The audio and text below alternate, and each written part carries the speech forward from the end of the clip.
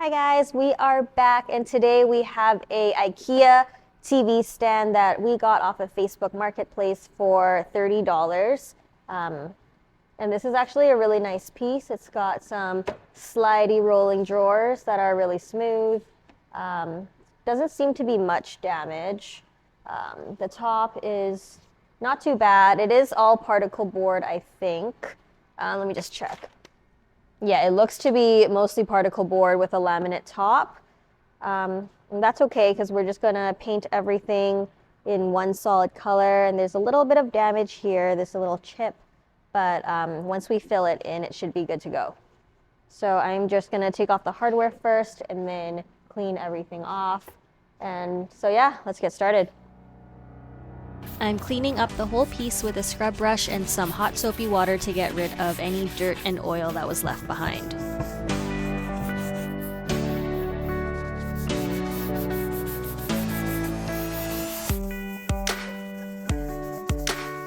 So the spring latch for this has come off, so we're just going to glue it back in. It broke off pretty cleanly, so just gonna, So I super glued this piece of plastic back on and then it was fixed. Since this piece is mostly particle board, this exposed chip right here might swell up if I put any water-based products on it, so I'm going to use some wood glue to create a barrier, and then that should help with any potential bubbling. This glue is water-based, but I don't think that there's enough in there to make a difference.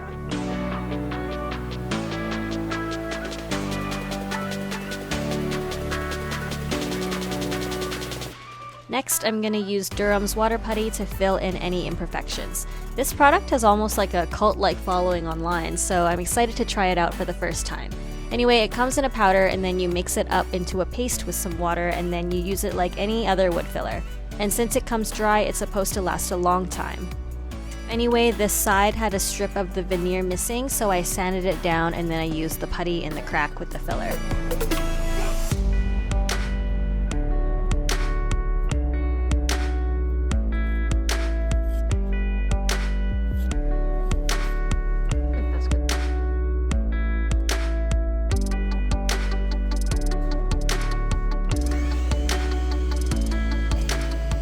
Next, I'm scuff sanding the whole thing with a 180 grit sand net, and then it's also connected to my SurfPrep vacuum. Scuff sanding is really important because it roughens up the surface so that whatever you put on top of it will stick to the piece. Now that the Durham's is dry, it seems to be rock hard. It holds up really well against the sanding and it doesn't crack or shrink, so this product gets a thumbs up from me.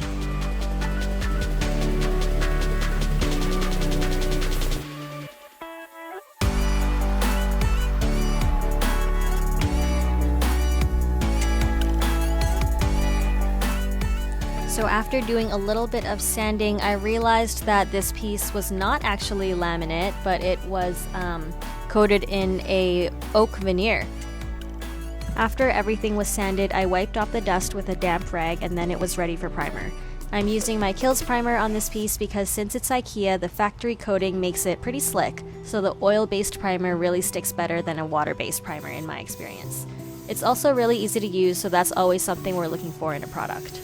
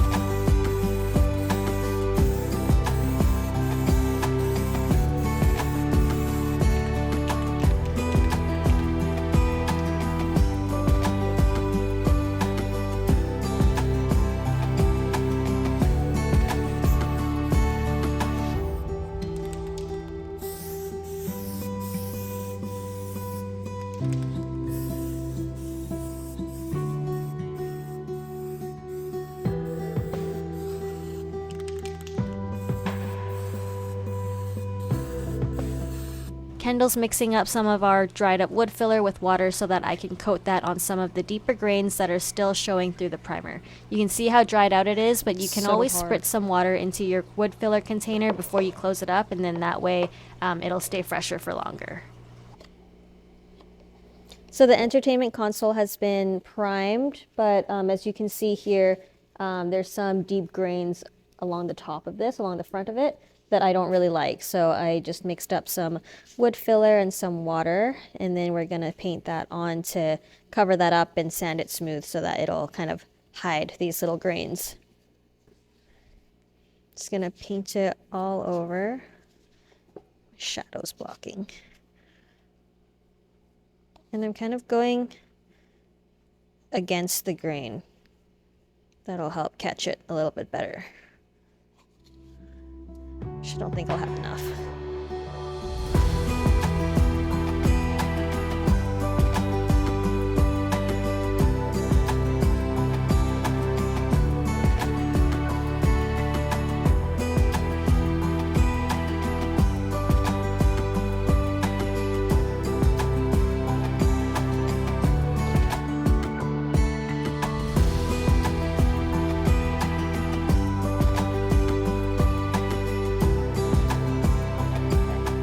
So after that dried, I went in with a 220 grit sandpaper with my Orbital sander again to smooth it all out and get it ready for paint.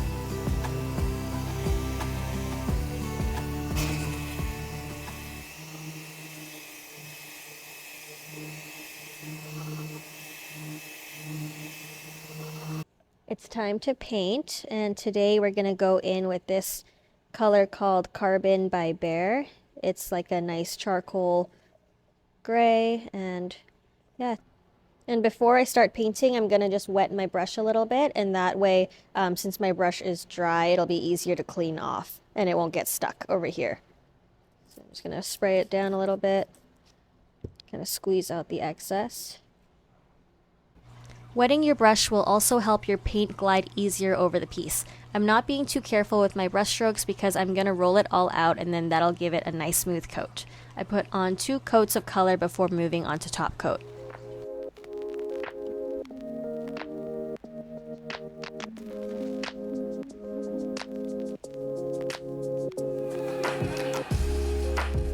I'm using a dry foam roller for this part, and because it's dry, it'll soak up all your excess paint while also smoothing everything out. And it gives you a great finish. It's really smooth, and whenever I don't feel like pulling out my spray gun, I'll do this, and then the results are pretty comparable.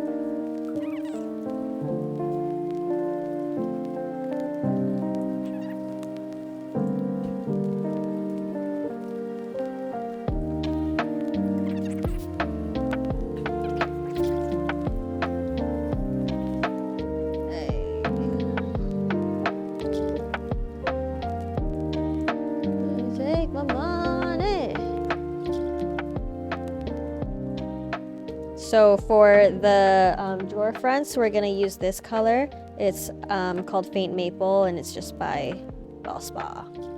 We're gonna do like a fake wood effect, but first we're just gonna put down a base layer of this mapley beige color.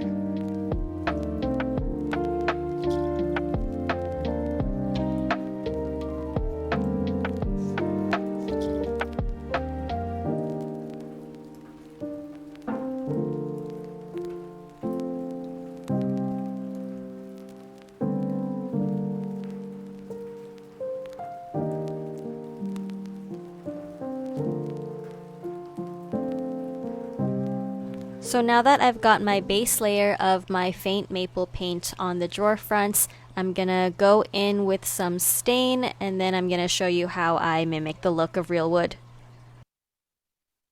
So to do this faux wood look, I'm taking some stain and special walnut, and then I'm putting it all over before brushing it out with a big fluffy deck staining brush. A little bit of drippage.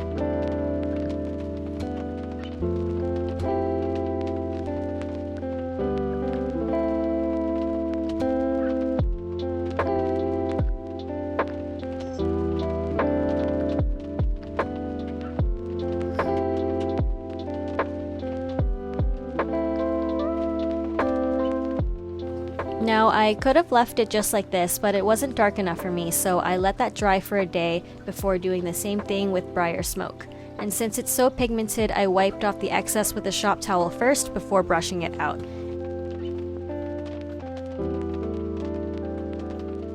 So essentially, I'm just putting on some stain with the foam brush. You can use any color you want. I'm using Briarsmoke, and then I'm just wiping off with a shop towel, and then after that I'm gonna go in with my big fluffy deck staining brush to kind of create those wood grains.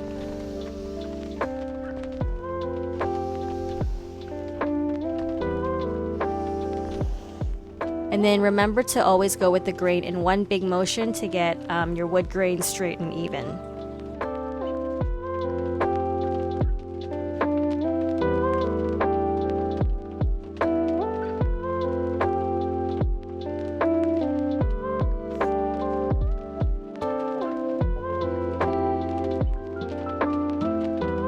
Go in with Behr black paint on these legs.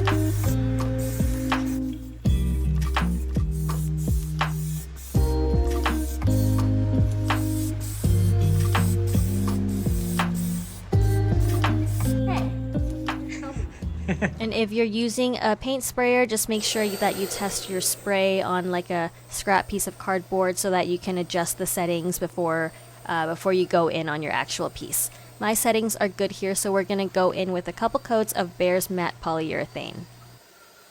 Poly's a lot thinner than paint, which makes it hard to get a really smooth streak-free finish, so because of that, I like to always spray on my polyurethane to give me that smooth, professional-looking finish. So I've tried brushing on my poly, I've tried rolling my poly, I've tried different types of rollers, I've tried dragging the foam roller, but nothing seems to really give me the streak-free and even finish that I can achieve with a spray gun. Number one, it gives you a really professional-looking finish, it's always consistent, and yeah, it's really easy.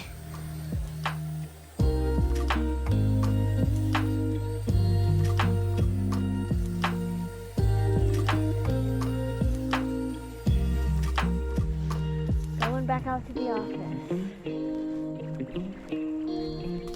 Back out to the office.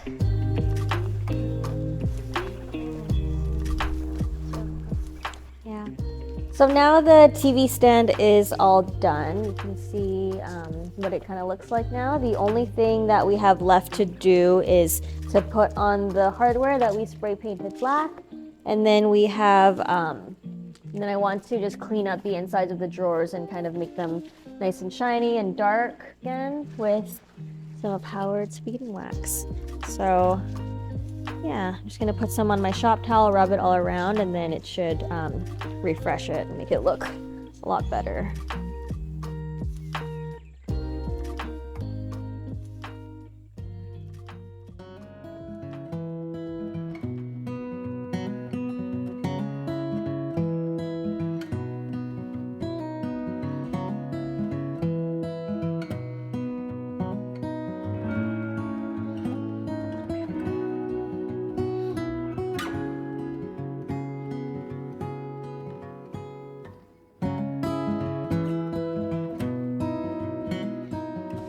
So I let the feed and wax sit for around 20 minutes and then I came back and buffed it all out with a new shop towel. So this is what the piece started out as, and this is what it looks like now. I think it looks really good, and for being an IKEA piece, it looks really high-end. But yeah, here's what you can do to make your own IKEA furniture look better and more stylish. I hope you enjoyed watching me make over this old TV stand because I had a lot of fun doing it. If you liked this video, then please make sure to subscribe, comment, and like, and I will see you guys next time. Here the dogs do the outro. Thanks for watching.